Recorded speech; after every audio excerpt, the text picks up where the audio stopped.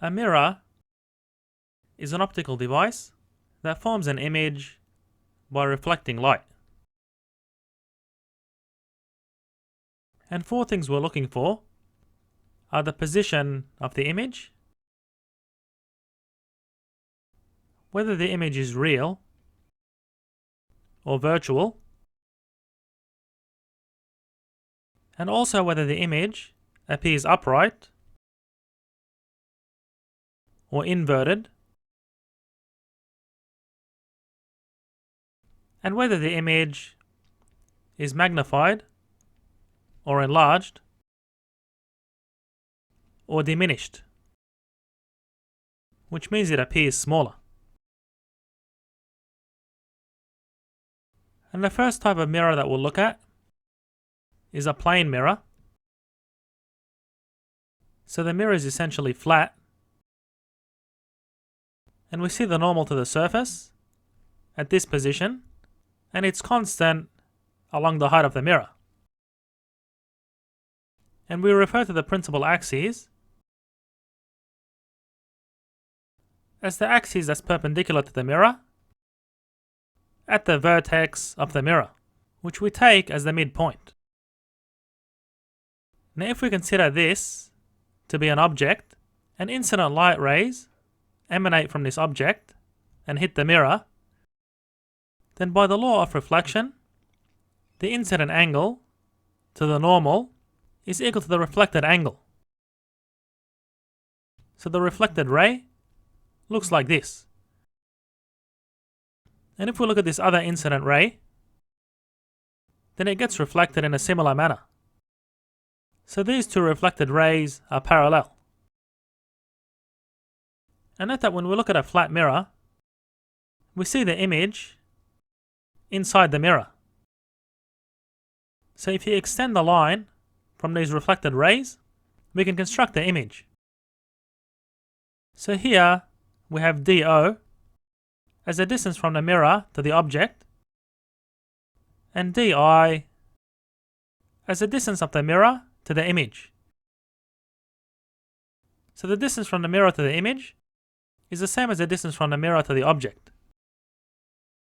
And here the image is virtual because we perceive it as appearing behind the mirror. So it's not a real image. So essentially, if we see these rays that are reflected from the mirror, we perceive the image being behind the mirror. And in the case of a plane mirror, the image is upright, and also the image is the same size, so it's not magnified or diminished. And note that these rays never meet, so they don't focus at the object or the image. So the focal point for a plane mirror is at an infinite distance from the mirror. Now if we look at a spherical mirror, so basically it's a mirror that forms a part of a sphere. So here we have the vertex of the mirror, which is in the middle, and the principal axis being perpendicular to the mirror at the vertex. Now if a light ray that's parallel to the principal axis is incident on the mirror, then according to the law of reflection, the reflected ray is going to have the same angle from the normal to the mirror at this point. So as we can see, the normal varies along the mirror. So essentially the reflected rays pass through the focus. And in a similar way, if we have an incident ray that's parallel to the principal axis coming from the bottom, then the reflected ray is going to be in a direction such that it forms the same angle with the normal as the incident ray at this point, by the law of reflection. And similarly, if we had an incident ray from the center of curvature along the principal axis, then a reflected ray goes back along the same direction by the law of reflection. So therefore all these reflected rays pass through the focus. So this is true for small spherical mirrors, or where the light rays are close to the principal axis. And considering r to be the radius of curvature of the sphere, which is essentially the distance from the center to the vertex, then the distance of the focus from the vertex is around 1/2 of the radius of curvature of the sphere. So essentially, if we have a very large spherical mirror, the radius of curvature gets larger and larger, and the focus goes to infinity. So we essentially approach a plane mirror.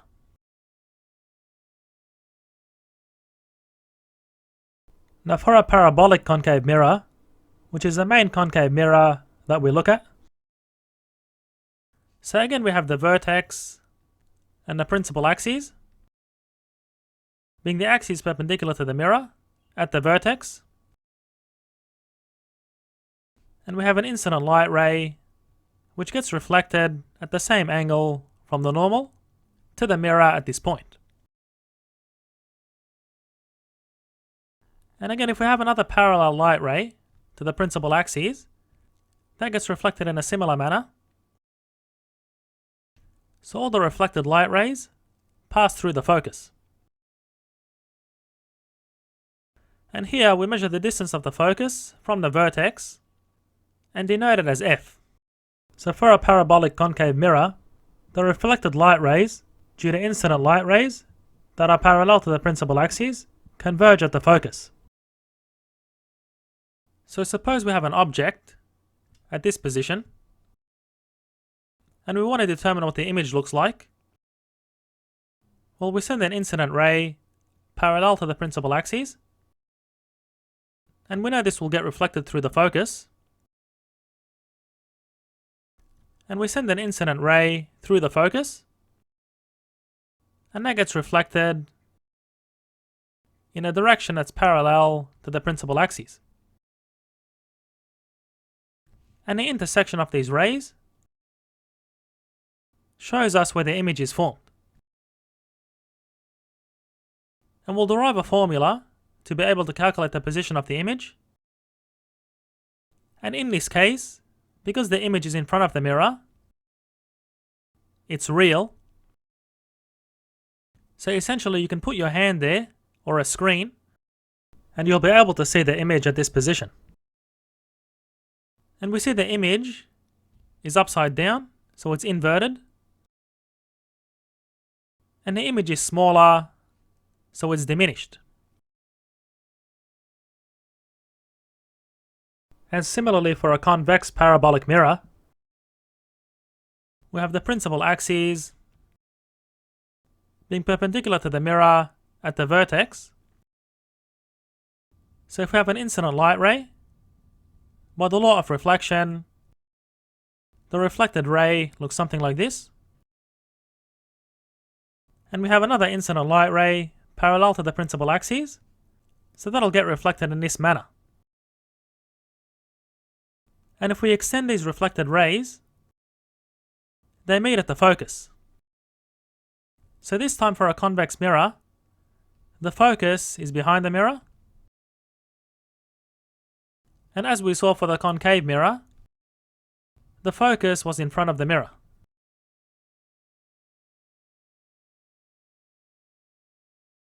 Let's derive the mirror equation using a concave mirror, and we'll use a sign convention to be able to apply it to convex mirrors. So consider a concave mirror with a focus at a distance f from the vertex, and we have the principal axes being normal to the mirror, and we consider this object at some distance SO measured from the vertex of the mirror. So if an incident light ray goes through the focus, then a reflected ray will be parallel to the principal axis. And if we consider another ray hitting the mirror at the vertex, then by the law of reflection, the reflected ray will be reflected at the same angle. So we expect the image to be somewhere here. And we denote the distance of the image from the vertex as SI. So if we consider this triangle and this triangle here, the angle of this triangle is equal to this one, and they're both right triangles with an angle of 90 degrees, and we'll take the height of the image as HI and the height of the object as H subscript O. So the ratio of the heights of those triangles is equal to the ratio of their lengths, because they're similar triangles. And now we'll consider this triangle and this triangle here. So these triangles have the same angle and they're both right triangles. So the length of this triangle's base is SO, which is the distance from the vertex to the object, minus the distance from the vertex to the focus, and that's divided by the length of this triangle, which is the distance from the vertex to the focus, being F. And that's equal to the ratio of the heights of those triangles. So that will be the height of the object on the height of the image. And note that this is an approximation, because as we can see, the focus is measured from the vertex, and this right triangle ends here. But it's still a good approximation for a parabolic mirror. So therefore, if we equate these two equations, we get another relationship. S0 on SI is S0 on F minus 1.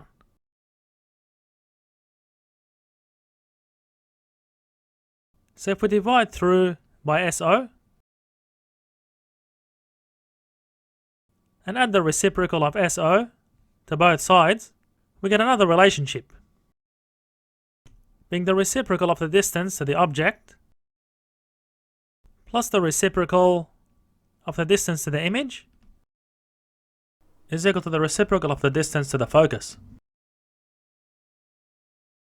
And if we take the reciprocal of both sides of this equation, we get the height of the image on the height of the object is the distance to the image on the distance to the object. So if we take the absolute value, we get the magnification. But if we want to account for the image being inverted, we can take M as HI on HO and put a negative sign behind SI. Now let's look at these equations in a bit more detail. So firstly, if the mirror is concave, then the distance to the focus is taken as positive. So it's in front of the mirror. But for a convex mirror, so it looks something like this, where the object is on this side, the focus will be on the opposite side as the object. So the distance to the focus here is negative. Now if the distance to the image is positive, so the image is on the same side of the mirror as the object, then the image is real. But if we end up getting a distance to the image being negative, So for example, where we have a convex mirror,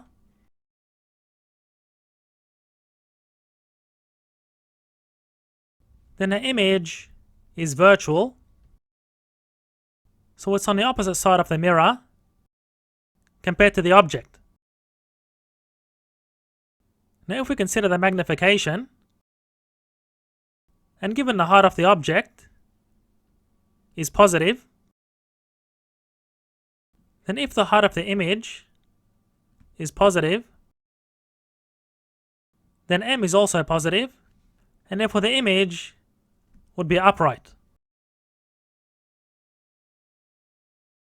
And on the other hand, if the height of the image ends up being negative, then m would be negative, and the image would be upside down or inverted. So note that for consistency, we put a negative sign behind the distance to the image, because if the image ends up on the same side as the object, meaning SI is positive, then as we can see, the image is flipped upside down. And where the image ends up on the opposite side of the mirror compared to the object, we'd have negative negative SI, so the image would be upright in that case. And we'll get some more practice in applying these mirror equations.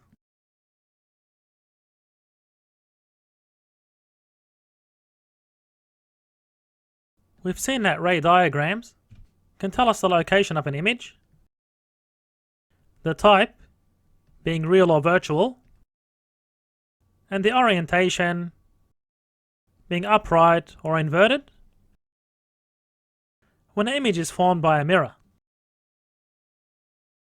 So generally, to find images formed by mirrors, we use three principal rays, and these are the incident rays that are parallel to the principal axis. And the other principal ray is the ray that reflects where the principal axis intersects the mirror. So we know the angle of incidence is equal to the angle of reflection. So the incident ray will be reflected as follows. Given these angles to the normal of the mirror at this point are equal by the law of reflection. And the other principal ray is the one that passes through the focus of the mirror. So the reflected ray is parallel to the principal axis.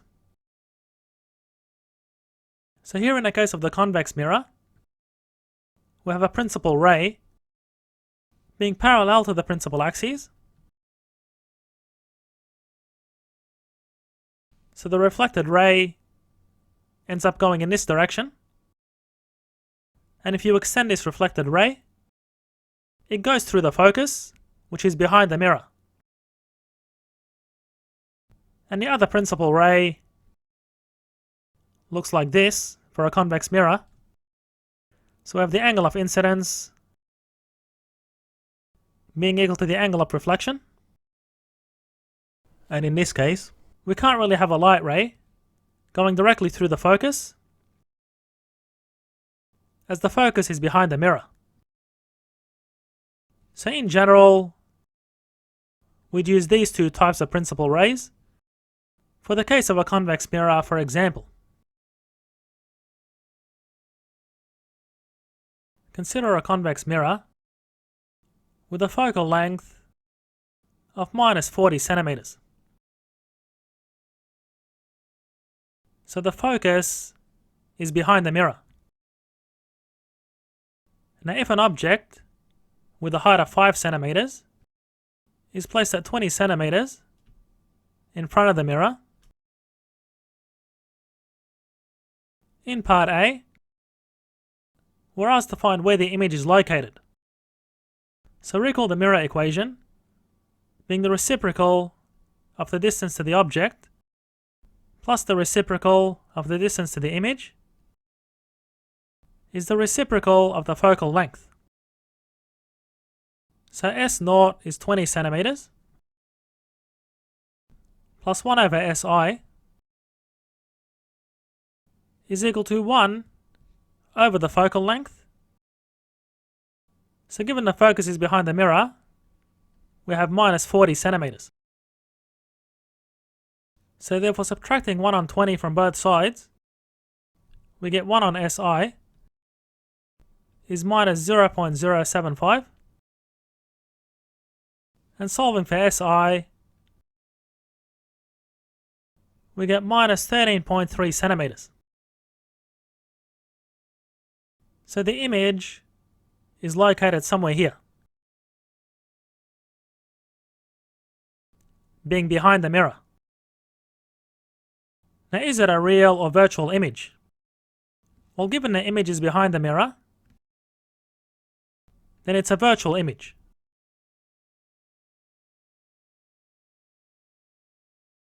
Now, is the image upright or inverted? Well, remember the magnification equation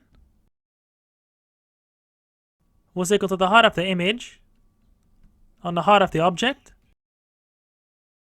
which is equal to the negative of the distance to the image on a distance to the object.